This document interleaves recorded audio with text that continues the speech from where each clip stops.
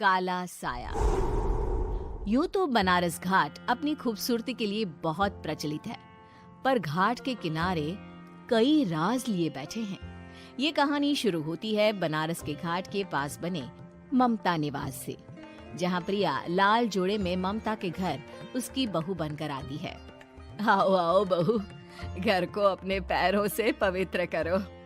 ममता घर की दहलीज पार कर ही रही होती है कि अचानक एक बहुत गंदी सी बास पूरे घर में फैल जाती है।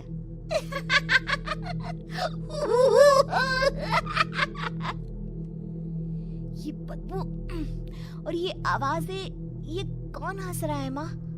अब ये पड़ोसी ना हमारे थोड़े अलग से है। कहाँ हम शाकाहारी और ये मांस मच्छी खाने वाले। छोड़, तू ध्यान मत दे और गृह प्रवेश कर। और हाँ बहू, अपनी सास की एक बात हमेशा याद रखना, इन पड़ोसियों से तो कभी बात नहीं करेगी। अच्छे लोग नहीं है ये। अपनी सास की ये बात मानेगी ना बेटा? हाँ माँ, जो आपकी मर्जी, मैं उनसे बात नहीं करूंगी।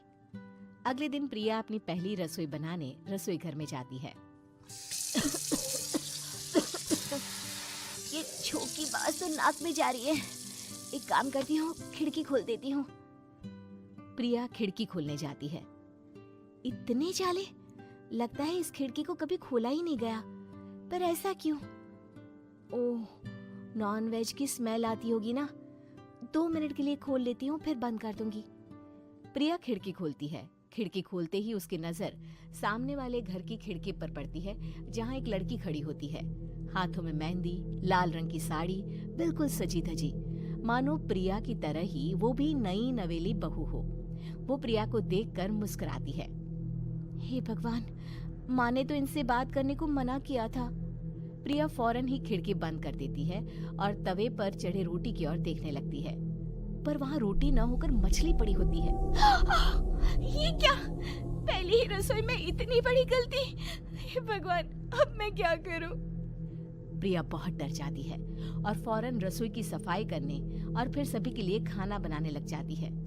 जब वो सबको खाना परोसती है, सब तो ठीक है, मैं बेकार में चिंता कर रही थी। हे भगवान, ऐसे ही बस अपनी कृपा बनाए रखना। रात के वक्त जब सब सो रहे होते हैं, तब प्रिया को पायल की आवाज सुनाई देती है, जिससे उसकी आंख खुल जाती है। ये पायल की आवाज कहाँ से आ रही है? प्रिया उठकर उस आवाज के पीछे छत की सीढ़ियों तक जाती है। तभी उसे बच्चे के रोने की आवाज आती है। प्रिया छत पर जाती है तो क्या देखती है? वही लाल साड़ी वाली लड़की अपनी गोद में एक नवजात बच्चे को घुमा घुमा कर सुला रही है। तभी प्रिया की नजर उसके पेट पर पड़ती है। ओह गॉड, ये तो प्रेग्नेंट भी है। सुनिए, बच्चा सो नहीं रहा है क्या? मैं कुछ मदद करूं? नहीं नहीं, आपके घर वालों को अच्छा नहीं लगेगा, मैं संभाल लूंगी। स्नेहा की गोद से बच्चा हाथ मारकर प्रिया की गोद में आने को छटपटाने लगता है। दोनों घर अगल बगल में बने होने के कारण प्रिया उस बच्चे को गोद में ले लेती है। प्रिया के पास आते ही वो सो जाता है। बच्चे का वो स्पर्श रात भर प्रिया भूल नहीं पाती और अगली सुबह वो छत पर कपड़े सुखा रही होती है। तभी उसे एक औरत इशारा करके बुलाती है। स्नेहा कह रही थी बाबू तुम्हारी गोद में आते ही सो गया। मैं गौरी, स्नेहा की माँ हूँ। बहू, घर आना, बाबू को खिला भी लेना। शाम को जब घर पर कोई नहीं रहता, बच्चे से मिलने के लिए प्रिया छिपकर अपनी पड़ोसन के घर चली जाती है और कुछ देर बच्चे को खिलाकर वापस लौट आती है। इसके कुछ दिन बाद ही प्रिया को पता चलता है कि वो माँ बनने वाली है। ममता की खुशी का ठिकाना नहीं रहता।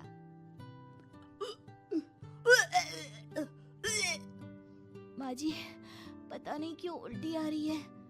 प्रिया भागती हुई वॉशरूम में जाती है तो हरे और लाल रंग की उल्टी करती है। उस उल्टी में से कीड़े निकलते हैं। ये क्या? खून और ये कीड़े! माँ! माँ! प्रिया की आवाज सुनकर ममता दौड़ कर आती है, पर बेसिन में कुछ नहीं होता। प्रिया हक्की बक्की रह जाती है। ये सब क्या हो रहा है? प्रिया घबरा जाती है और अपने कमरे में जाकर सो जाती है। डर के कारण वो इतनी थक जाती है कि उसकी आंख लग जाती है। तब उसे ऐसा लगता है उसके पेट पर मानो कोई बैठा हुआ हो। कौन हो? प्रिया के पेट पर एक 5 महीने की बच्ची बैठी हुई थी, जो बुरी तरह जली हुई थी। माँ, तुम ही मुझे लाई ना अपने पेट में। मैं तुम्हारी माँ नहीं हूँ। कौन हो तुम? माँ, देखो मैं जल गई बुरी तरह से। 6 महीने पेट में रहने को भी मुझे नहीं मिला। सहला दो ना माँ। बचाओ! बचाओ! माँ! ममता दौड़कर कमरे में आती है। प्रिया की बातें सुनकर वो सब समझ जाती है। तू कहीं बगल वाले घर में तो नहीं जाकर आई ना बहू? मुझे माफ कर दो, मैं गई थी माँ।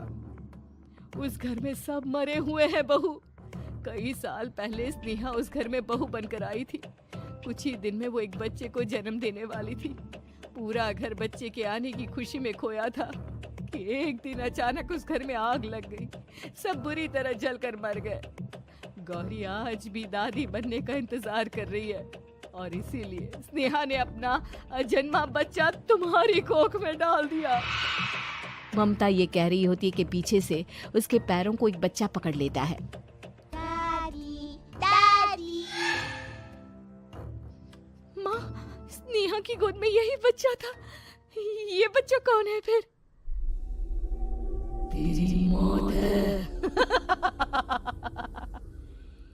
तेरी भी दादी। जिस चीज का ममता को डर था वही हो गया। ममता निवास के ऊपर मौत ने चादर बिछा दी थी। प्रिया का पेट ऐसे बढ़ जाता है मानो 9 महीने का हो। 2 हाथ उसके पेट से बाहर निकलते हैं। बहू, संतोष को फोन कर, किसी पंडित जी को बुला बहू। प्रिया का पति भागता हुआ घर आता है। ये तो होना ही था माँ। तेरा पाप तेरे सामने आ गया तो तू सह नहीं पा रही है। स्नेहा घर में आग लगी नहीं थी, माँ ने लगाई थी, प्रॉपर्टी की लालच में। और वो बच्चा मेरी पहली पत्नी का बच्चा है, मेरा बेटा, जो कि उस आग की चपेट का शिकार हो गया था। मैंने तुमसे ये सब माँ के कहने पर छुपाया था। मुझे माफ कर दो प्रिया।